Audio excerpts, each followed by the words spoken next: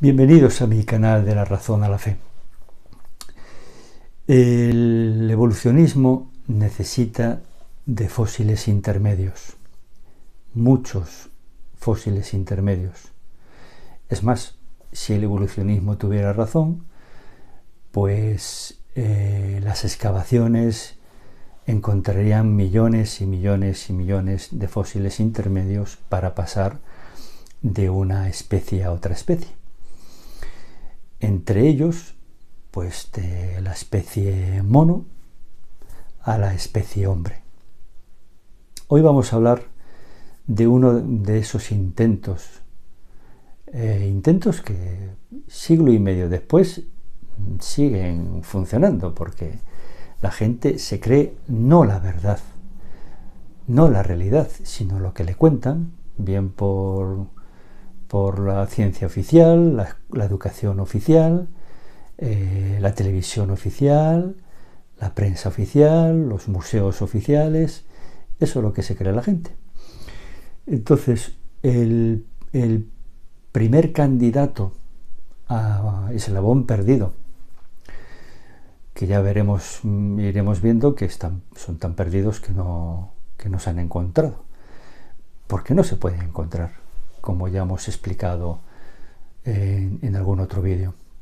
Pues el primer candidato es el hombre de Neandertal. Uno de ellos me apareció por primera vez en Gibraltar, pero otro cerca de Düsseldorf, en el valle de un río, y otro pues famoso también en la Capilla de los Santos en Francia. Estamos hablando de siglo XIX y primeros del siglo XX, más o menos. En definitiva, cualquiera puede si quiere informarse, entrando en Google, se puede informar sobre estos orígenes. Pero lo que importa aquí es que enseguida cogieron a esos fósiles, que uno de ellos pues tenía un cráneo, un trozo de mandíbula y huesos de la pelvis, y tú le das a un evolucionista unos huesos y son capaces de construirte, en fin, lo que quieran. De hecho, Chesterton tiene una frase, está al comienzo de este libro, que os lo recomiendo, que no te la cuenten, del padre sacerdote Oliver Arrabasi, que tiene 3 tomos, es una maravilla, y en el primer artículo de este libro se refiere al evolucionismo de Adán y Eva o de la mona chita. Bueno, pues abre este artículo con una frase de Chesterton, que os la voy a leer porque Chesterton, vamos, tiene un humor maravilloso, pero dentro de su humor encierra una grandísima sabiduría. Y como los grandes genios, es capaz de resumir en una frase pues la realidad. Dice Chesterton: a veces el antropólogo con su hueso se vuelve tan peligroso como un perro con el suyo. Genial. Y real, tristemente. Tú le das a unos antropólogos evolucionistas, estamos hablando, deseosos de encontrar un eslabón perdido, deseosos de encontrar una quimera, pero ellos creen fielmente, porque es una creencia más que una ciencia, en que el hombre desciende del mono. Por lo tanto, y esto ocurrió con el hombre de Neandertal, que está muy bien explicado en este opúsculo de Raúl Leguizamón, de fósiles polémicos, ¿vale? Que os lo recomiendo que lo leáis. Tardáis media hora en leer este opúsculo, sobre todo el dedicado al hombre de Neandertal, mucho menos.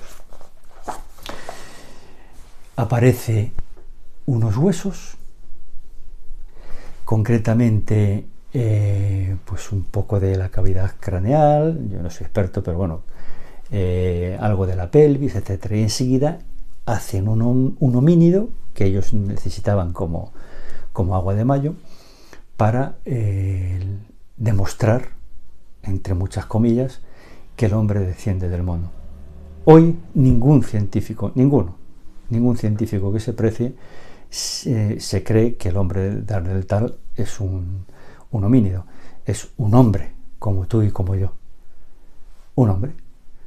Hoy en día, si tú dejas a un evolucionista desenterrar un hueso, te lo viste tal y te convierte un hombre cualquiera en lo que él quiera. En este caso, debía tener algún problema de raquitismo porque tenía la columna un poco mal, ¿vale? Como hay muchas personas, yo conozco alguna viejecita que va muy encorvada. Pues se muere esa viejecita y le dejas el esqueleto a un evolucionista y te la convierte en una homínida, pero vamos, en un santiamén. Entonces, veis aquí cómo ellos necesitaban hacer esto para que el hombre de Neandertal fuera encorvado. De hecho, en sus dibujos, documentales, etcétera, lo veis que va encorvado, le visten, le ponen unos ojos de cristal con mirada tonta, y enseguida pues ya en el imaginario de la persona que está viendo eso, con un garrote en la mano y en la otra pues arrastrando por los pelos a su homínida. Eso es totalmente falso. El hombre de Neandertal era como nosotros. Si ahora lo visten, si le hubieran puesto un sombrero bien afeitado, etcétera, no se distinguiría de cualquiera de nosotros. Sin embargo, el evolucionista prefiere esta interpretación. Por supuesto que todo esto es falso, es dibujado, como cuando entras en un museo de ciencias, etcétera, que no ves un huesecito y tal, ves un hombre hecho, ficticio, con esos huesos. Como decía Chesterton, tú se los dejas a un evolucionista y vamos, se convierte más peligroso que un perro con su hueso. Por desgracia, si hoy tú puedes hacer un experimento, tú vas a cualquier facultad de universidad, de cualquiera, preguntas a chavales jóvenes sobre el hombre de Neandertal y te dirán, hombre, yo no digo que el 100%, porque es verdad que hay jóvenes que se preocupan de mantenerse informados, pero muchísimos, yo me arriesgaría a decir que más del 90% te dirían que, claro, todo el mundo sabe que el hombre de Neandertal es un eslabón perdido y que demuestra que el hombre desciende del mono. Hoy ningún científico, de hecho lo han olvidado porque ya está demostrado que el hombre de Neandertal es un hombre, una raza, que curiosamente, después con el tiempo se fueron encontrando otros fósiles en estratos más inferiores, lo cual, según los que entienden de esto, cuanto más abajo esté un estrato, más antiguo. Bueno, pues se encontraron en diferentes localidades,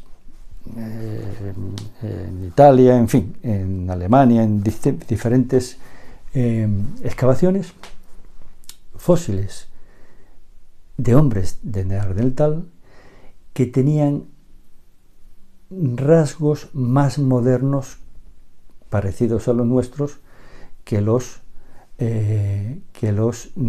posteriores en el tiempo, lo cual va en contra de la teoría de la evolución, porque se supone que si nosotros descendemos del mono, cada vez los rasgos tienen que ir siendo más modernos. Y es verdad que algunos hombres de Neandertal tenían pues la frente echada para atrás, los dientes salientes, posiblemente de la masticación, de la carne cruda. Eso, en fin, entienden los expertos en esto. Pero lo curioso es que encontraron fósiles más antiguos, o sea, en estratos más inferiores, cuyos rasgos eran más modernos, más parecidos a los nuestros. Cuidado, cuando decimos a los nuestros, hay variedad enorme de razas. Unas, en fin, no se parece nada a un africano, a un esquimal, a un pigmeo, en fin, la raza humana es tiene la variedad que le dio Dios al crear a Adán y Eva en potencia, como dio al perro lobo para crear diferentes razas de perro, como le dio al gato, al felino, etcétera. Esa potencialidad de adaptarse según el clima, según la alimentación, etcétera, pues más negros, más blancos, más rubios, más no sé qué, más peludos, menos peludos, lo que todos entendemos por raza humana, pero sigue siendo hombre. Pero lo curioso es que lo que hicieron con este pobre hombre de Neandertal durante muchos años y varias generaciones, insisto, me gustaría que alguien hiciera ese experimento de preguntar a los chavales jóvenes. El hombre de Neandertal fue el primer engaño. Yo no digo que todos los evolucionistas quieran engañar a la gente, pero sí están tan ávidos, algunos sí, como ya iremos viendo con otros hombres, con otros eslabones perdidos, pero están tan ávidos de encontrar eso que nunca van a encontrar, que pues su ideología, su creencia, que es la palabra ideológica, con esos huesos, como decía Chesterton, hacen que sean muy peligrosos. ¿Por qué son muy peligrosos? Porque en el imaginario común queda lo que ellos dicen, porque en teoría son científicos respetables, publican en revistas respetables, científicas, etcétera, pero al final es todo mentira. Y me gustaría terminar con un pequeño párrafo que dice Raúl Leguizamón en este pequeño opúsculo que os recomiendo vivamente porque os resume de una forma genial lo que fue la historia. Hay muchas, ya iremos viendo, de un falso eslabón perdido, y que yo cuando era pequeño lo recuerdo, pues ver los dibujos del hombre de Neandertal, Cromañón, etcétera, todo mentira, ¿vale? Os voy a leer esto porque merece la pena este final de este opúsculo. Pobre hombre de Neandertal, antes se lo calumnió, ahora se lo silencia, porque ahora que se ha sabido la verdad, se buscan otros eslabones perdidos, etcétera, pero nadie habla del hombre de Neandertal. Y sin embargo, este interesante fósil nos ha dejado dos valiosas enseñanzas. La primera es mostrarnos, a través de la difamación antropológica sufrida, a qué extremos de tergiversación de los hechos se pueden llegar cuando los prejuicios darwinistas oscurecen el sentido crítico y la sensatez de los investigadores en este campo. Cuando tu mente, tu ideología es tan fuerte, y en este caso se aparta de la verdad, te ciega. Por eso este canal se llama De la razón a la fe. Si tú no estás iluminado, si tú no tienes tu razón iluminada por la fe, otra cosa te la va a iluminar. Y esa otra cosa, desde luego, no va a ser Dios. Y va a ser que tus conclusiones, estés donde estés, pues te lleven a, como en este caso, a decir que se ha encontrado un eslabón perdido cuando es un hombre antepasado, antiguo, pero un hombre. ¿Vale? Y en segundo lugar, dice Raúl Leguizamón, el hecho de la regresión o bestialización secundaria de este fósil, hay hombres de Neandertal que por su sistema de vida, como ocurre ahora, por su alimentación, por lo que sea, tienen rasgos más, entre muchas comillas, parecidos al mono, digamos, ¿no? Pero siguen siendo hombres. Yo ahora pues, se puede conocer a gente con rasgos iguales, muy parecidos a ciertos simios, pero siguen siendo hombres. Y su ADN sigue siendo el humano. Bueno, nos dice que en segundo lugar, porque me gustaría terminar con algo muy importante que dice Raúl Leguizamón. El hecho de esta regresión o bestialización secundaria, que esto sí ocurre, de este fósil nos señala que el hombre bestial, entre comillas, en realidad bestializado artificialmente, puede no estar al comienzo, sino al final de un ciclo histórico, y que a pesar de las hipótesis que pretenden explicar nuestro origen a partir de algún animal mostrenco, el caso del hombre de Neandertal, con su mayor parecido al hombre moderno, a medida que retrocedemos en el tiempo, nos daría motivos para sospechar que al final de cuentas no se podría ciertamente excluir la asombrosa y revolucionaria hipótesis de que descendemos no más de nosotros mismos.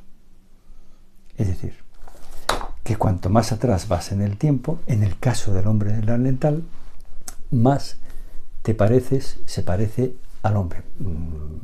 Totalmente lo contrario que dice de la teoría de la evolución. Al final, resulta, como dice Raúl Leguizamón con cierta ironía, que en cuanto más atrás en el tiempo vas, más te das cuenta de que descendemos de nosotros mismos.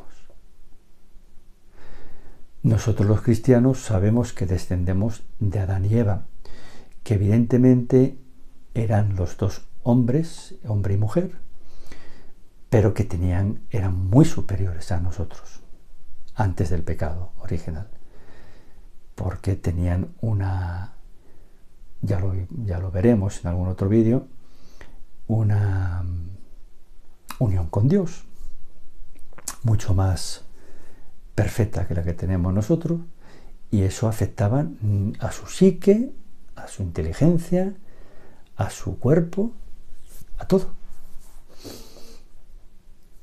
Bien, ya me he pasado un poquito del tiempo que me había propuesto, pero quería empezar esta nueva serie de eslabones perdidos con uno de los más conocidos, quizás el más conocido, el hombre neandertal, que sigue estando en el imaginario de la mayoría de las personas. Y gente joven que se supone que tiene que informarse, pues no. El hombre de Neandertal es tan ser humano como nosotros. Nada tiene que ver con el mono. Y tiene que ver con nosotros y por lo tanto con Dios. Que Dios os bendiga.